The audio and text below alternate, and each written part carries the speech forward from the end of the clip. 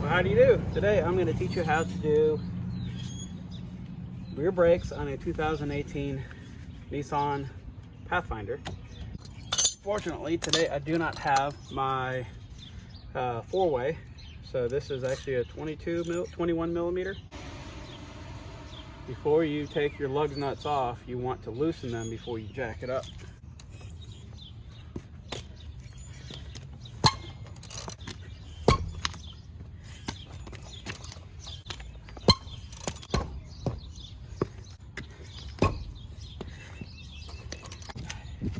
Because this vehicle is a taller vehicle, instead of using my lift point, we'll put the jack right underneath the rear brace between the two wheels.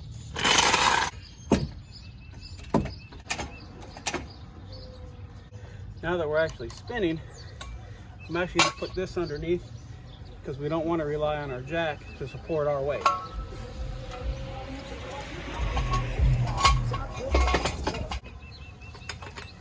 Alright, now we take a tire off.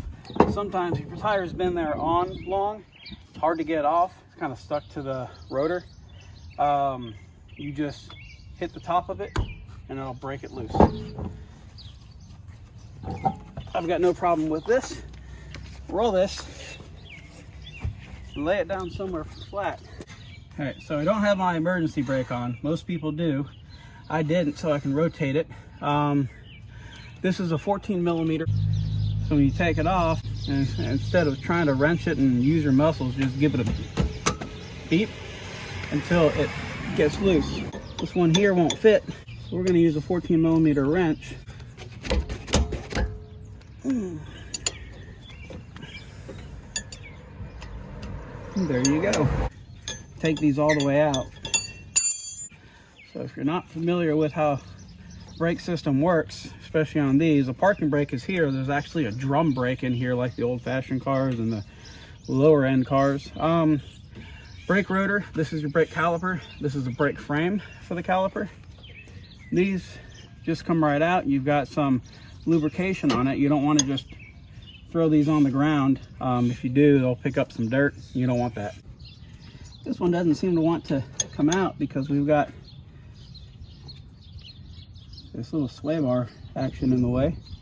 So I'm just going to rotate it like this. Got to be careful not to twist this up too much. And these brake pads just slide right in and clip in here. As you can see, the indicator went off and they're pretty close to being down to the metal. It's embarrassing. You can use a screwdriver to kind of pop these out a little bit. It's pretty good. So what we will do is we'll take one of these brake pads, because we don't want to actually damage this piston, right? So you want it as straight in line as possible. You don't want to go too fast. You just gently squeeze it in slowly. What it's doing is it's going to push this fluid back up into the fluid reservoir. So there we go. Just until it's snug. You don't need to put a lot of pressure on it. If it fights you, stop. You don't need to put a lot of pressure. You could be potentially pushing the piston in sideways, which will actually jam up. Got some brake cleaner, right? So I like to keep things clean. I'll go ahead and blast it a little bit. But you collect rust and dirt and stuff along the way, so you don't really want all that stuff on your new brakes. The new brakes are right here. Now sometimes you get squeaky brakes, and that's, you know, if you've got a little bit of flex in here from over braking and overheating your brakes, it'll warp. So as you brake, it'll push your brake pads back and forth. I like to put a little bit of anti-seize on here. There's a brake lubricant that they try to sell you. It's not too different from here. You just want a dab. You don't need tons. You just need enough to get it started.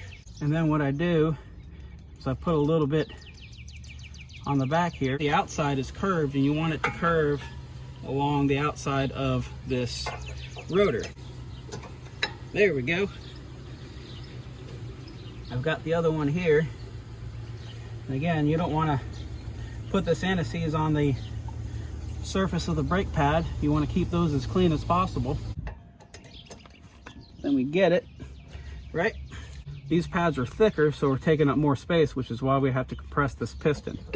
This should just slide right over it with a little bit of play. It's perfect. Still got a little bit of lubricant, so we'll put that in here and we'll tighten it up. You can use two hands. Use two hands.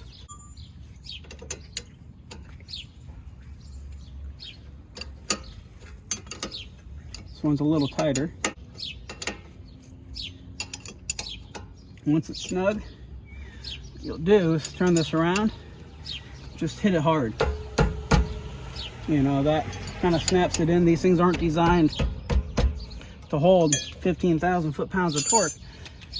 You just need a little bit of tension on here just to lock them in. They're designed to hold tight.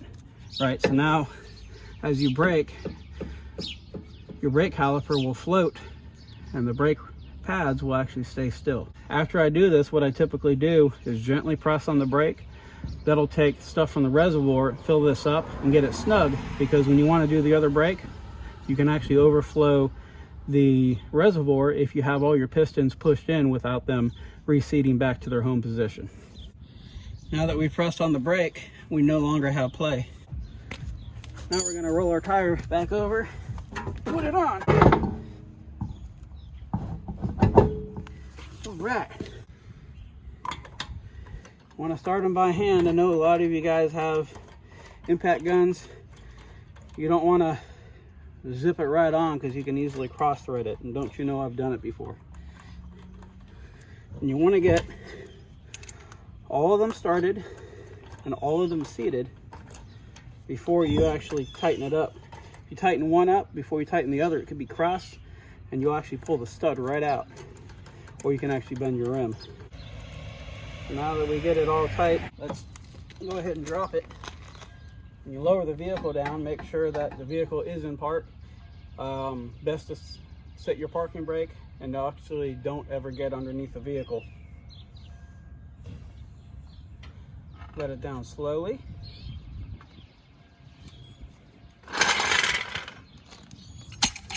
There you go. Now that it's on the ground, we got our parking brake set, we can snug these. Now you want to go in a star pattern. So we're going to go across to here. Just like you're doing a star when you're a kid. I believe these are supposed to be torqued to about 85 to 90 foot-pounds. I'm going to use the German torque wrench, which is Gutentight.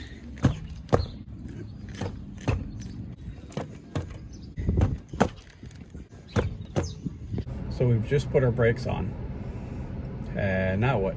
Well, we've got to brake them in. So what we'll do is we'll find a straight road that's level and there's no other cars around, because you don't want someone rear-ending you because you're stopping for no reason. You'll accelerate to about 30 miles per hour and you gently slow down while pressing on the brakes, bring it down to about 5 miles per hour and slowly let off the brakes, accelerate as we're doing right now. There's no one behind me, so I'm going to accelerate about 30 miles per hour, and then we're going to slowly press on our brakes until we get to about 5 miles per hour. And then we're going to let them up. So the purpose of that is if you come to a complete stop while you're breaking your brakes in, you can actually cause a little bit of an imprint. There's some controversy on that. If you do have to come to a complete stop, be very gentle when you first stop. So you're doing a second time. We're almost to a stop. Let's keep going. Now we're at a stoplight, so we can just be gentle with it. So the old brake pads have kind of a roughness to it, and then that imprints its shape onto the brake rotor, and then they match kind of like a zipper. So when you have a new brake pad, that zipper doesn't match. So what you're going to need to do is break it in, and that will help the brake rotor cut into the new brake pad to create a matching zipper again. So that way we have full contact on the brake rotor to the brake pad. I'm saying hi to everybody because it's a nice day and it's Saturday. So we're going to come to a slow stop right now. Ease it in. So we hit 30. We're going to slow down. And after about 5 or 6 times, you can actually press a little bit harder on the brakes and just give it a good seat to it. So we're coming up on a red light and we're stopping. Feels pretty good. No grinding. Very smooth. No pulsing. A little tip: if you hit your brakes and your steering wheel is shaking while you're trying to brake, or your brake pedal is kind of pulsating, that's an indication that you are a hard driver, which means you're on your brakes a lot. You're hitting them hard and you're overheating them. So that's a good indication you need to replace your rotors or have them turned, which means they will shave them down.